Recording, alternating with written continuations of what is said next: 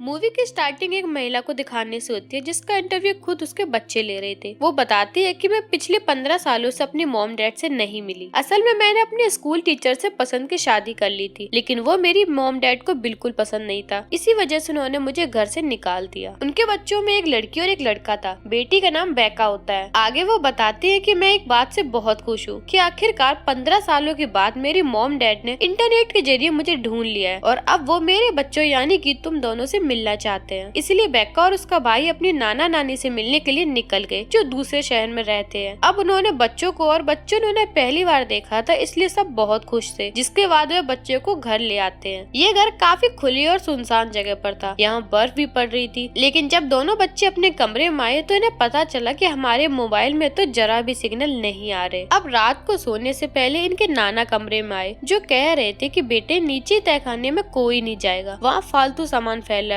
और काई भी जमी हुई है। और हाँ बच्चों, तुम जानते हो कि मैं और तुम्हारी नानी बूढ़े हो गए हैं, तो हम जल्दी ही सो जाते हैं, तकरीबन 9:30 बजे। इसलिए हमने उसूल बनाया है कि 9:30 बजे के बाद कोई भी कमरे से बाहर नहीं जाता, तो तुम भी ख्याल रखना कि इस वक्त के बाद कोई बाहर ना निकले। इतना कहकर वो वहाँ से चले जाते हैं। पर जैसे ही रात के 10:23 होते हैं, बेका जो सोई नहीं थी, उसकी अपनी नानी की बनाई हुई पसंदीदा डिश खाने का दिल कर रहा था। इसलिए वह मना करने के बाद भी चुपके से अपने कमरे से बाहर आ गई। साथ साथ वो वीडियो भी बना रही थी। पर तभी अचानक उसने अपनी नानी को बड़ी अजीब हालत में देखा। उन्होंने काफी खुले सफेद रंग के कपड़े पहन रखे थे, बाल भी खोली हुई थी, जगह जगह पर उल्टियाँ कर रही थी। ये देखकर बेका पूरी तरह से हैरान रह गई, तो वापस अपने कमरे में आकर सो जाती है। लेकिन अगली सुबह जब उसकी आंख खुली तो बाहर आकर उसने देखा कि उसकी नानी तो बिल्कुल ठीक है। वो उसके भाई टेलर के साथ बैठी बातें कर रही है, साथ ही उनके लिए नाश्ता भी बना रही है। इसलिए वो अपने नाना के पास जाकर कल रात के बारे में बताती है कि नानी की तबीयत बहुत खराब थी। जिस पर नाना समझाने लगे कि बेटा घबराओ नहीं, उनका स्टमक का मसला है, उन्होंने दवाई खाई है और अब वो बिल्कुल ठीक है। अब उन्होंने देखा कि घर के नीचे एक ऐसी जगह है जहाँ इंसान चल नहीं सकता, सिर्फ रेंग सकता है, क्योंकि वह बहुत ही छोटी जगह थी, जो जगह बच्चों को खेलने के लिए काफी पसंद आई। इसलिए वो यहाँ पर हाइड एंड सीक खेलने का फैसला करते हैं। लेकिन जब दोनों अंदर थे तभी एक लंबी बाल वाली औरत बेका की तरफ बढ़ती है। बेका एकदम रुक गई, लेकिन उसने पीछे मुड़कर देखा तो वह काफी घबरा गई और फौरन भागकर बाहर आ जाती है। जिसके बाद वो औरत टेलर पर भी झपटी, लेकिन वह भी जैसे तैसे बच निकलता है, पर वो बाहर नहीं आया, अभी तक अंदर ही था। इसलिए बेका को उसकी फिक्र होने लगी, तो वो अपने भाई को चेक करने अंदर जाती है, जहाँ वो औरत दोबारा बेका के पीछे आ गई। कहती है मैं तुम्हें पकड़ लूंगी बेका, बचकर कहाँ जाओगी। जो सुनकर एक बार फिर बेका दोबारा से बाहर आ जाती है, जहाँ इस बार उसका भाई भी उसके साथ बाहर आ गया था। लेकिन इसी वक्त औरत जो इसके पीछे पड़ी थी घुटनों के बल बाहर आ जाती है। पता चला कि वो और कोई नहीं बल्कि बच्चों की नानी है, जो उनके साथ मजाक कर रही थी। इन्हें डरा कर वो जोर जोर से हंसने लगी। उनके जाने के बाद बच्चों को बहुत गुस्सा आया। खैर अब ये नाना के साथ उस स्कूल में जाती है जहाँ उनकी मॉम पढ़ा करती थी। उनके पास कैमरा था जिनमें वीडियो वो इसलिए बना रहे थे क्योंकि यहाँ की वह पूरी फिल्म बनाना चाहते थे। वहाँ पहुँचकर इन्हें नाना कहते हैं कि मुझे कुछ अजीब सा लग रहा है, जैसे कोई हमारा पीछा कर रहा हो। वहाँ एक लड़का खड़ा था, जिसके पास जाकर नाना बगैर सोचे समझे उसे पीटने लगते हैं। हालांकि बच्चे उन्हें मना भी करते हैं, लेकिन नाना ने सुना नहीं, जिस बात से बच्चों को काफी हैरानी हुई, क्योंकि सच में वह इनका पीछा नहीं कर रहा था, वो तो इनको जानता तक नहीं था। अब रात को जब दोनों बच्चे कमरे में सो रहे थे तो तभी अचानक बेका की आंख एक आवाज से खुल जाती है। दरवाजे के पास जाकर जब उसने कान लगाकर सुना तो ऐसा लग रहा था जैसे बाहर कोई दीवार या दरवाजे को खरोच रहा है। बेका फौरन अपने भाई को जगाकर इस बारे में बताती है। टेलर कहता है कि हमें दरवाजा खोलना चाहिए। दरवाजा खोला तो वो अपनी नानी को एक बार फिर बड़ी अजीब हालत में देखते हैं। मुंह दीवार की तरफ किया हुआ था और दीवार को जोर जोर से खरोच रही थी। इससे पहले कि नानी की नजर इन पर जाती है, वो जल्दी से दरवाजा बंद कर देती है। पर अब उनकी हालत काफी खराब हो गई थी। अगली सुबह वो अपने नाना को नानी की अजीब हरकतों के बारे में बताती है। समझ नहीं आ रहा कि उनके साथ क्या है। इस पर नाना बताते हैं कि तुम्हारी नानी को एक बीमारी है, जैसे रात को कुछ लोग नींद में चलते हैं ना, क्योंकि उन्हें बीमारी होती है, वैसे ही तुम्हारी नानी को जो बीमारी है उसे सनडाउन कहते हैं। उस टाइम उसे कुछ होश नहीं होता और ऐसा 9:30 बजे के बाद ही होता है। तो अब तुम दोनों के लिए बेहतर होगा कि इस टाइम के बाद अपने कमरे से बाहर मत निकलना। कुछ देर बाद खिड़की से उनकी नानी कहती है बच्चों आई एम सॉरी, मुझसे गलती हो गई। साफ सफाई करते हुए तुम्हारा लैपटॉप के कैमरा पर मुझे कुछ लग गया था, हालांकि मैंने वह साफ करने की कोशिश की पर नहीं हुआ। ये सुनकर टेलर को अपनी नानी पर शक होने लगा कि ऐसा उन्होंने जानबूझकर किया है और रात में जो वो हरकतें करती है वो भी जानबूझकर ही करती है। जिसके बाद ये कॉल पर अपनी मॉम से बातें करते हैं। टेलर कहता है मम्मा मुझे यहाँ बिल्कुल अच्छा नहीं लग रहा है, नाना और नानी बहुत अजीब है, उल्टी उल्टी हरकतें करते हैं। जो सुनकर उनकी माँ हंसने लगी और कहती है बेटा ऐसा कुछ नहीं है, वह बहुत अच्छे हैं, तुम लोगों से बहुत प्यार करते हैं। ऐसा तुम्हें इसलिए लग रहा होगा क्योंकि वो बूढ़े जो हो गए हैं और मेरे बच्चों परेशान ना हो, एंजॉय करो। जो सुनकर बेका भी अपनी माँ की हाँ में हाँ मिलाती है। थोड़ी देर बाद वो अपनी नानी के पास जाती है और कहती है नानी मैं आपका इंटरव्यू लेना चाहती हूँ, जो कुछ भी आप कहेंगी मैं उसे रिकॉर्ड करना चाहती हूँ। जिस पर उसकी नानी मान गई। अब उसने पहला सवाल ये पूछा कि जब मॉम घर छोड़कर गई थी तो आपको कैसा लगा था। ये सवाल सुनते ही नानी को कुछ होने लगा। वो अपना मुंह बंद करके जोर जोर से हिलाने लगी और कहती है नाना मैं तुम्हें इंटरव्यू नहीं दूंगी। अब टेलर को अपनी नानी पर शक था, इसलिए वो इसे जानने के लिए बाहर वाले कमरे में खुफिया कैमरा लगाने लगा। लेकिन तभी यहाँ बेका आ गई जो ये कहकर मना कर देती है कि नहीं टेलर ये बहुत बुरी हरकत है, ऐसा नहीं करते। इसी रात जब दोनों बच्चे कमरे में थे तो बाहर इन्हें किसी की कदमों की जोरदार आवाज आने लगी, जैसे कोई घर में भाग रहा हो। टेलर कहता है मैं दरवाजा खुलकर देखता हूँ। तभी बेका कहती है अच्छा संभल कर, पूरा नहीं हल्का खोलना। जिस पर टेलर हल्का दरवाजा खोलकर अपनी नानी को रोज वाली हालत में देखता है जहाँ वो पूरे घर में भाग रही थी। फिर अचानक वह घुटनों के बल चढ़कर उनकी तरफ बढ़ने लगी। अब इससे पहले कमरे में घुसती टेलर जल्दी से दरवाजा बंद करके अंदर आ जाता है। टेलर पूछता है बेका ये तो बड़ी अजीब हरकत है, क्या सनडोन बीमारी में ऐसा ही होता है। जिस पर बेका कहती है कि हाँ इतना बड़ा मसला नहीं है, बिल्कुल वैसा ही है जब कोई नींद में चलता है और तुम भी बचपन में नींद में चला करते थे। अब अगली सुबह यहाँ एक औरत आती है जो पड़ोसन थी। वो बच्चों से पूछती है कि तुम्हारे नाना नानी कहाँ है। बच्चों ने बताया कि वो तो अभी घर पर नहीं है और आप किस लिए आई हैं। जिस पर वो बताने लगी कि एक्चुअली उन्हें हॉस्पिटल आना था, क्योंकि वो नहीं आए तो मैंने सोचा खुद ही आ जाती उनसे मिलने, क्योंकि जब मैं हॉस्पिटल में एडमिट थी उन्होंने मेरे साथ साथ बाकी मरीजों का भी बहुत ध्यान रखा, क्योंकि वो यहाँ के हेड हैं जो लोगों की मदद करते हैं। इसी वजह से मैं उनके लिए केक लाई हूँ। कुछ देर बाद जब उनके नाना नानी घर वापस आए तो बेका को नानी की जोर जोर से हंसने की आवाज आई। नानी कुर्सी आगे पीछे करके दीवार की तरफ देखकर हंस रही थी। बेका फौरन उनके पास गई और पूछती है नानी आर यू ओके, ऐसा जोर जोर से क्यों हंस रहे हो। इस पर नानी बताने लगी बेटा मेरे अंदर एक खौफ है, एक डर है, बहुत ही खतरनाक किस्म का। जो कहकर वो अपने गले वाले स्कार्फ से अपना दम घोटने की कोशिश करती है ताकि वो मर जाए। ये देखकर बेका घबरा जाती है और कहती है नानी स्टॉप स्टॉप नानी, ये आप क्या कर रही है। तभी वो उनके हाथ रोककर जैसे तैसे उन्हें रोक लेती है और पूछती है ये सब क्या हो रहा है, ऐसा क्यों किया आपने। तभी नानी मासूम अंदाज में कहती है बेटा मेरे अंदर का डर इतना खतरनाक है कि उसे झेलने और छुपाने के लिए मुझे हंसना ही पड़ता है। बेका को यह सुनकर अजीब लगा तो वो सारी बात बताने के लिए फौरन अपने नाना के पास गई, लेकिन देखती है कि नाना जी गन का मुंह अपने चेहरे की तरफ करके अपनी जान लेने के लिए तैयार बैठे हैं। पर जब उनकी नजर बेका पर पड़ी तो वो बौखला गए और घबराहट में गन को साफ करने लगे और कहते हैं वो बेटा मैं गन साफ कर रहा था, खुद पर तो नहीं चलाने वाला था। जो देखकर उसे अजीब लगा वह समझ गई कि यहाँ कुछ तो गड़बड़ है। न सिर्फ नानी बल्कि नाना को भी कुछ बीमारी है या कुछ ऐसी चीज है जो हमें समझनी होगी। इसलिए वो अपने भाई के साथ मिलकर उस जगह पर खुफिया कैमरा लगा देती है जहाँ उसका भाई पहले लगाने वाला था। जिसके बाद ये दोनों कमरे में आ जाते हैं। लेकिन जैसे 9:30 बजे के बाद का टाइम शुरू हुआ, नानी हाथ में चाकू लिए उनके कमरे के बाहर घूमने लगी और फिर इनके दरवाजे पर दस्तक देती है। अगली सुबह उठकर जब उन्होंने कैमरा चेक किया, जो देखकर दोनों बच्चे काफी डर गए। बेका उससे कहती है कि आज हमारा यहाँ आखिरी दिन है, कल हम यहाँ से चले जाएंगे, ठीक है ना, और घबराओ नहीं, सब कुछ ऐसा करना है कि उन्हें शक ना हो। फिर जब ये दोनों बाहर खेल रही थी तो नाना पूछते है कि सब ठीक तो है ना बच्चों। बेका कहती है कि हाँ सब ठीक है नाना जी, लेकिन मैं आपका इंटरव्यू लेना चाहती हूँ। और अब अपने नाना को बिठाकर उनसे सवाल जवाब करती है और पूछती है कि जब आप काम किया करते थे तब आपको कैसा लगता था। नाना कहते हैं कि काम के दौरान मुझे हर वक्त एक सफेद रंग की परछाई दिखती थी जिसकी आंखें पीली पीली थी, जो हमेशा वहाँ घूमती रहती थी। यह सुनकर बेका को यकीन हो गया कि जरूर नाना के साथ भी कोई गड़बड़ है, क्योंकि सवाल वह कुछ कर रही थी और जवाब उसे कुछ और ही मिल रहा था। साथ ही उसे ये भी पता चला कि नाना को एक ऐसी बीमारी है जिसकी वजह से वह हमेशा डायपर पहन के रखते हैं, क्योंकि उन्हें कंट्रोल नहीं था। उन्हें बिल्कुल भी पता नहीं होता कि वह अपने कपड़े गंदे कर लेते हैं। अब कुछ देर बाद उनकी पड़ोसन आती है जो केक लेकर आई थी। बच्चे ऊपर से देखते हैं कि नीचे नाना नानी उस औरत से किसी बात को लेकर बहस कर रहे थे, लेकिन थोड़ी देर बाद वह उसे अपने साथ अंदर ले जाने के लिए मना लेते हैं। कुछ देर बाद नाना नानी बाहर आए, जिसे देखकर टेलर बेका को बताता है कि दोनों उसे लेकर अंदर गए थे लेकिन वह बाहर नहीं आई। इस वजह से दोनों ही काफी घबरा गए थे। अब बेका ने अपने लैपटॉप का कैमरा ठीक कर लिया था जो नानी ने खराब कर दिया था, क्योंकि उनकी मॉम भी घर वापस आ गई थी। इसलिए दोनों बच्चे उन्हें वीडियो कॉल करते हैं और कहने कहने लगे, मॉम आप जल्दी से गाड़ी में बैठो और हमें लेने के लिए फौरन आ जाएं। जिस पर वो कहती है, बेटा आ जाऊंगी, क्या हो गया, इतना लंबा सफर है, मैं गाड़ी में कैसे आ सकती हूँ। बेका उनको बताती है कि मम्मा आपको नहीं पता, यहाँ बहुत कुछ अजीब हो रहा है। मम्मा पूछती है, अच्छा बताओ इस वक्त हमारे नाना नानी कहाँ है। बेका कहती है कि वो नीचे है। मॉम ने कहा जरा मुझे दिखाओ तो, जिस पर बेका उन्हें वीडियो कॉल पर नाना नानी को दिखाती है। उन्हें देखकर मॉम काफी घबरा गई और कहती है, बच्चों ये तुम्हारे नाना नानी नहीं है, तुम्हारी असली नाना नानी कहाँ है। बच्चे जवाब देते हैं कि जब से हम यहाँ आए हैं तब से उन्हीं के साथ यहाँ रह रहे हैं, इनके अलावा घर में हमने किसी को नहीं देखा। मॉम बहुत घबरा गई और फौरन पुलिस को कॉल करने लगती है, लेकिन पुलिस से बात नहीं हो पाती। वह और डर गई और कहती है, अच्छा बच्चों परेशान ना हो, मैं बहुत जल्द तुम तक पहुँचने की कोशिश करती हूँ। तभी इनके नकली नाना यहाँ आ गए और कहते हैं, बच्चों आज हम बोर्ड गेम खेलेंगे। जैसे ही रात हुई दोनों बच्चों यहाँ से निकलने का प्लान बनाने लगते हैं। उन्होंने जैसे दरवाजा खोला तो देखा उस पड़ोसन की लाश पेड़ पर बाहर लटकी हुई है। इससे पहले कि ये यहाँ से निकलते, नकली नाना आकर दरवाजा बंद कर देते और कहने लगे, आ जाओ बच्चों हम बोर्ड गेम खेलते हैं। गेम के दौरान बेका कहती है, वो मेरे कैमरे की बैटरी लो गई है, इस वजह से चार्ज पर लगा कर आती हूँ। नाना ने टॉयलेट कपड़ों में कर दिया था, इसलिए वो भी यहाँ से चले गए और अब यहाँ सिर्फ नानी और टेलर थे। उसकी नानी नॉर्मल से कुछ अजीब तरह खाना शुरू कर देती है और फिर कैमरे की तरफ जोर जोर से चिल्लाने लगी। कुछ देर बाद जब नकली नाना वापस आते हैं तो नानी को बड़ी अजीब पोजीशन में खड़ा हुआ देखते हैं और बस एक ही बात कहते हैं, लगता है 9:30 हो गए, इसलिए वह उन्हें कमरे में अंदर ले जाते हैं। अब बेका तहखाने में आ जाती है क्योंकि वह यहाँ असली नाना नानी को ढूंढने आई थी। यहाँ आकर उसे असली नाना नानी की तस्वीर मिल जाती है, साथ ही एक शर्ट भी जिस पर मेंटल हॉस्पिटल के बारे में लिखा हुआ था, जो दरअसल एक पागल खाना था। फिर बेका वहाँ रखे कंबल को जैसे ही हटाती है, वहाँ इसे 2 बूढ़े लोगों की लाश दिखती है, जो और कोई नहीं बल्कि उसके नाना नानी थे, जिन्हें देखकर वो डर गई। लेकिन तभी यहाँ उनके नकली पागल नाना आ जाते हैं। असल में मेंटल हॉस्पिटल वाली शर्ट जो बेका को मिली थी वो इन्हीं की थी, क्योंकि इनका दिमागी संतुलन बिल्कुल भी ठीक नहीं था। ये वहाँ एडमिट थे। इनके असली नाना नानी हॉस्पिटल जाया करते थे लोगों की मदद करने के लिए, तब ये दोनों भी इस अस्पताल में एडमिट थे। असली नाना नानी इन दोनों को अपने घर ले आए थे, पर क्योंकि ये तो पहले से ही दिमाग से पागल थे, इन्होंने असली नाना नानी को मार दिया और उनकी पहचान खुद ले ली। इन्होंने पड़ोसन को भी इसलिए मारा था क्योंकि वह जान चुकी थी कि दोनों असली नहीं है बल्कि नकली है, क्योंकि यह सब एक ही अस्पताल में थे। और वह जबरदस्ती बेका को ऊपर ले जाते और कहने लगे कि आज हम सबकी आखिरी रात है। ये बेका को उस कमरे में बंद कर देते हैं जहाँ इनकी नकली पागल नानी है। इस वक्त भी नानी को पागलपन का दौरा पड़ा था।